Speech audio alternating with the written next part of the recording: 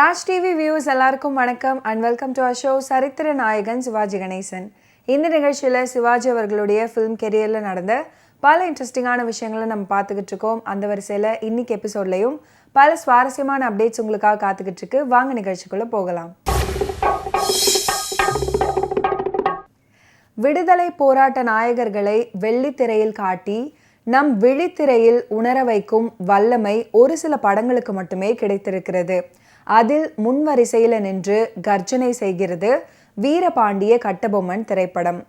1959 தமிழ்நாட்டில் திரையிடுவதற்கு முன்பு இந்த படத்துடைய பிரீமியர் காட்சி லண்டன்ல திரையிடப்பட்டது.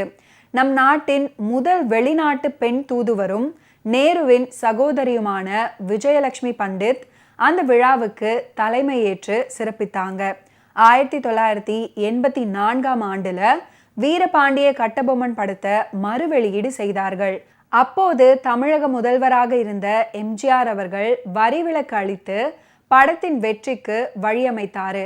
சுதந்திரம் வந்தவுடன் தேசிய உணர்ச்சி ஓங்கியிருந்த நிலையில சினிமா தயாரிப்பாளர்களும் கட்டபொம்மனின் சரித்திர பிரசித்தி பெற்ற கதையை திரைப்படமாக்க நினைத்தார்கள். இதற்கெல்லாம் முன்னோடியாக அந்நாளைய பிரபல சினிமா பத்திரிகையின் கேள்வி பதில் பகுதியில் ஒரு வாசகர் இப்படி கேட்டிருந்தாரு: நம் நாடு சுதந்திரம் அடைந்து விட்டதே, இனி கட்டபொம்மு கதையை படம் பிடிக்க சர்க்கார் அனுமதிக்குமா? இந்த கேள்விக்கு இது போன்ற சரித்திரங்களை இனிமேல் தாராளமாக தயாரிக்கலாம் அப்படின்னு விவரம் அறிந்த ஆசிரியர் பதிலளித்திருந்தார். பட தயாரிப்பாளர்கள் மத்தியில கட்டபொம்மனை படமாக்குவதில் போட்டி இருப்பது போன்ற செய்திகள் வரத் தொடங்கின. மாரியம்மன் அப்படின்ற திரைப்படத்தை 1947 தயாரித்து கொண்டிருந்த செல்வம் ஃபிலிம் கம்பெனியின் அடுத்த தயாரிப்பு கட்டபொம்மு அப்படின்ற செய்தி வெளிவந்தது. ஜூலை 1948 இந்த செய்தி ஒரு மாறுதல் அடைந்தது. கட்டபொம்மு அப்படின்ற படத்தை தயாரிப்பதாக 1948 ஆண்டு செல்வம் பிக்சர்ஸ் விளம்பரம் வெளியிட்டாங்க. PU சின்னப்பா கட்டபொம்மனாக நடிக்க போகிறார் அப்படின்னும் விளம்பரம் பண்ணியிருந்தாங்க. ஆனா எந்த காரணத்தினாலோ படம் வெளிவரவில்லை.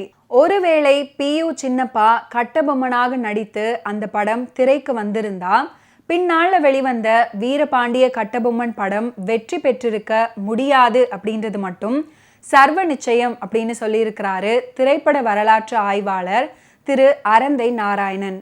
சேலம் ரத்னா ஸ்டுடியோவின் படமாம் இந்த கட்டபொம்மு அப்படின்னு கூறிய புது செய்தி கட்டபொம்முவாக PU சின்னப்பா நடிப்பார் அப்படின்ற கூடுதல் தகவலை கொடுத்தது. சின்னப்பா நடிச்சிருந்தா நன்றாகத்தான் இருந்திருக்கும்.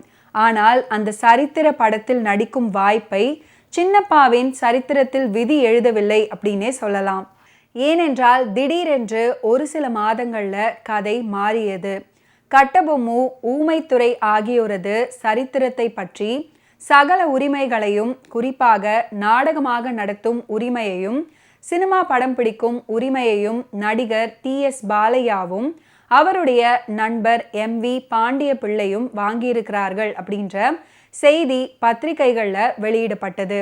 இந்த உரிமையை அவர்கள் யாரிடமிருந்து வாங்கினாங்க, அப்படி விற்கும் உரிமை யாருக்கு இருந்தது அப்படின்ற தகவல்கள் ஒன்றும் இல்லை.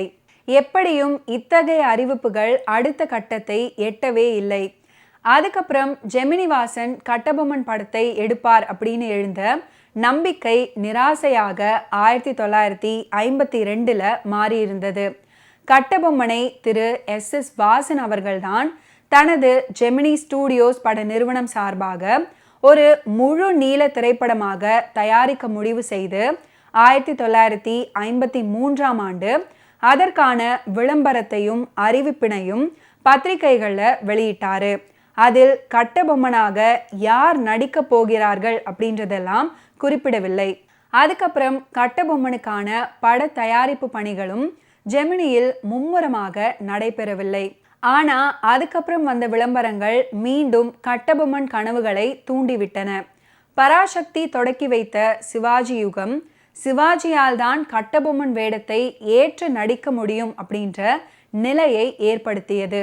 பாடலாசிரியர் கூமா பாலசுப்ரமணியம் அவர்களின் பெயர் சொல்லும் இன்பம் பொங்கும் வெண்ணிலா வீசுதே அப்படின்ற ஒரு பாடல் பி ஸ்ரீனிவாசும் பி சுசீலா அவர்களும் இணைந்து பாடிய முதல் பாடல் அப்படின்ற பெருமையை கொண்டது. பீம்லாஸ் ராகம் வெண்ணிலாவின் குளிர்ச்சியோடு தென்றலின் மென்மையும் பொங்க 2 பேருடைய குரலிலும் வெளிப்படும் இனிமை அபாரம் அப்படின்னே சொல்லலாம். பழம்பெரும் நாடக ஆசிரியரும் சக்தி நாடக சபையின் உரிமையாளருமான சக்தி கிருஷ்ணசாமி கட்டபொம்மன் நாடகத்துக்கு வீரியமிக்க வசனங்களை எழுதியிருந்தார். ஆகஸ்ட் 1957 தொடங்கி மார்ச் 1959க்குள்ளாக கட்டபொம்மன் நாடகத்தை 100 முறைக்கு மேல் பல்வேறு நகரங்களில் வெற்றிகரமாக மேடை ஏற்றிவிட்டார் சிவாஜி அவர்கள். இதே காலகட்டத்தில் வண்ணப்படமாக வீரபாண்டிய கட்டபொம்மனை PR பந்துலுவின் இயக்கத்தில் தயாரானது. வீரபாண்டிய கட்டபொம்மன் திரைப்படம் டெக்னி கலர் திரைப்படம். லண்டனில் சென்று பிரிண்ட் எடுத்தார்கள். அந்த காலகட்டத்தில் அதன் வண்ணம் பெரிதும் வியந்து பேசப்பட்டது. முதல் சர்வதேச விருதினை வென்று திரும்பிய சிவாஜி அவர்களுக்கு எம்ஜிஆர் உள்ளிட்ட திரை பிரபலங்கள் விமான நிலையத்தில் சிறப்பான வரவேற்பை அளித்திருந்தாங்க.